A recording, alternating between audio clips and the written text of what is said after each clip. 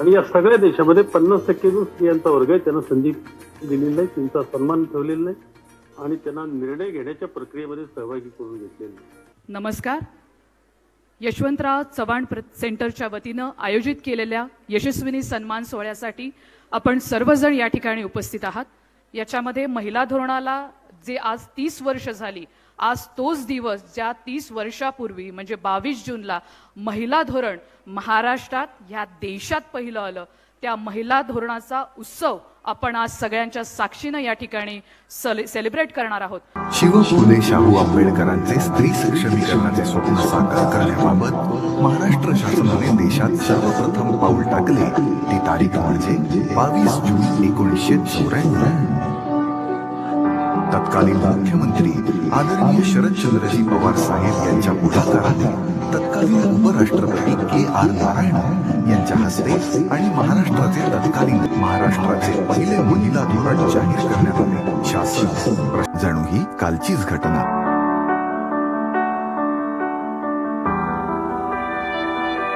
की कुठलाही देश आणि समाज जर पुढे येत असेल तर समाजातल्या 50% वर्गाला बाजूला ठेवून चालणार नाही. स्त्री वर्गाला संधी दिली पाहिजे आणि निर्णय घेण्याच्या प्रक्रियेमध्ये तिला सहभागी करून घेतलं पाहिजे.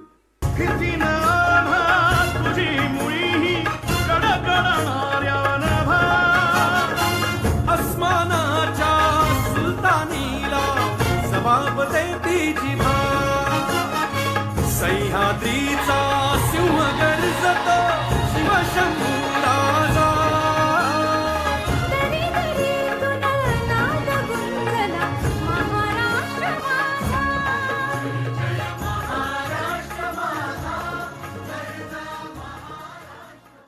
यानंतर आजच्या सोहळ्याचे प्रमुख आकर्षण असलेला ज्या 6 भगिनींचा, कर्तृत्ववान भगिनींचा सन्मान सत्कार या ठिकाणी होणार आहे. त्याच्यामध्ये साहित्य सन्मान मीनाक्षीताई पाटील, डॉक्युमेंटरी फिल्म आपण त्या भगिनींची बनवली आहे, ती फिल्म या ठिकाणी आपण पाहू. मग पुरस्काराचं वितरण होईल आणि मग या ज्या कर्तृत्ववान भगिनी आहेत त्यांचं मनोगत होईल. तर सर्वप्रथम साहित्य सन्मान फिल्म आपण या ठिकाणी पाहूया. मीनाक्षी पाटील यशस्विनी साहित्य सन्मान 2024.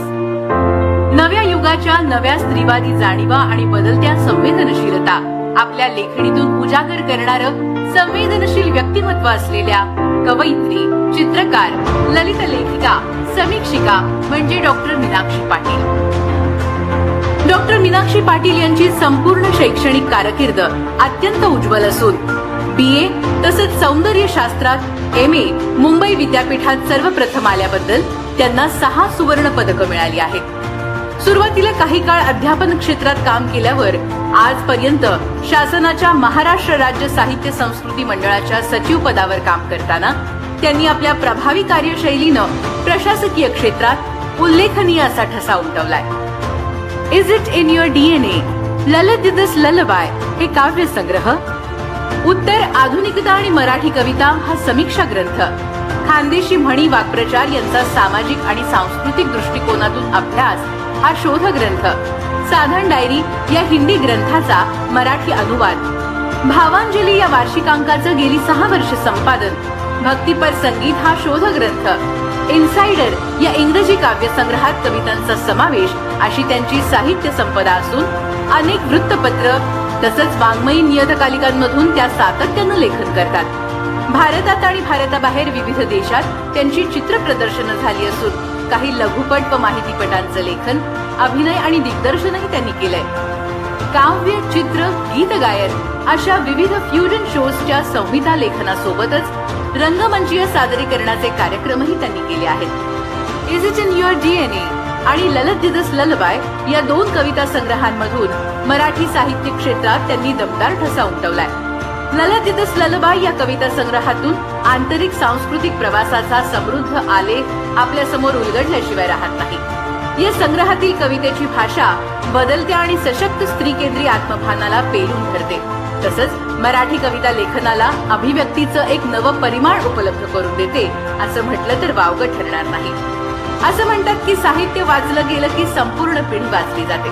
कथा, कादंबऱ्या यातून ही साहित्य परंपरा जपली जाते. मुंबईच्या मीनाक्षी पाटील यांच्या सकस लेखणीतून अवतरलेल्या लिखाणामुळे या साहित्य परंपरेत भर पडली आहे. डॉक्टर मीनाक्षी पाटील यांच्या विविध कार्यक्षेत्रातील उल्लेखनीय अष्टपैलू कार्याची दखल घेऊन विविध संस्थांनी त्यांना अनेक पुरस्कारांनी सन्मानित केलं आहे. आपल्या प्रखर सामाजिक जाणीवेतून निर्माण झालेलं आंतरिक सत्व आपल्या साहित्यात प्रभावीपणे जपणाऱ्या डॉक्टर मीनाक्षी पाटील यांना यशवंतराव चव्हाण सेंटरचा यशस्विनी साहित्य सन्मान 2024 देताना आम्हाला अतिशय आनंद होत आहे. या कर्तृत्ववान भगिनींसाठी जोरदार टाळ्या एकदा होऊ देत. आपण आता त्या कर्तृत्ववान महिलांना सन्मान वितरण या ठिकाणी होत आहे. त्याच्यामध्ये सगळ्यात पहिलं यशस्विनी साहित्य सन्मान आणि या पुरस्काराच्या मानकरी आहेत लेखिका मीनाक्षीताई पाटील. या ठिकाणी जो सन्मान त्यांचा होतोय त्याच्यामध्ये सन्मानाचं स्वरूप 25,000 रुपयांचा धनादेश, मानपत्र, प्रशस्तीपत्रक आणि यशवंतराव चव्हाण साहेबांची प्रतिकृती. सामाजिक जाणीवेतून निर्माण झालेल्या भावना आपल्या साहित्यात परखडपणे व्यक्त करणाऱ्या व साहित्य परंपरा वृद्धिंगत करणाऱ्या मुंबईच्या मीनाक्षीताई पाटील यांना यशवंतराव चव्हाण सेंटरच्या वतीनं यशस्विनी साहित्य सन्मान 2024 प्रदान करण्यात येत आहे. ताई आपल्या सकस लेखनाच्या माध्यमातून साहित्य परंपरेत अशीच भर पडत राहो हीच सदिच्छा. मान्यवरांचे आभार. यानंतर या 6 ज्या यशस्विनी भगिनी आहेत त्यांचं आपण मनोगत या ठिकाणी ऐकणार आहोत. तर मी सर्वप्रथम साहित्य सन्मानाच्या मानकरी मीनाक्षीताई पाटील यांना विनंती करते की त्यांनी मनोगत व्यक्त करावं. मीनाक्षीताई पाटील.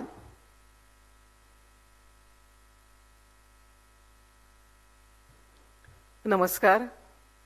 आदरणीय पवार साहेब, नाही दोन नावं घेते, आदरणीय आगा मॅडम आणि व्यासपीठावरचे सर्व सन्माननीय आणि उपस्थित बंधू भगिनींनो, खूप आनंदाचा क्षण आहे हा माझ्यासाठी.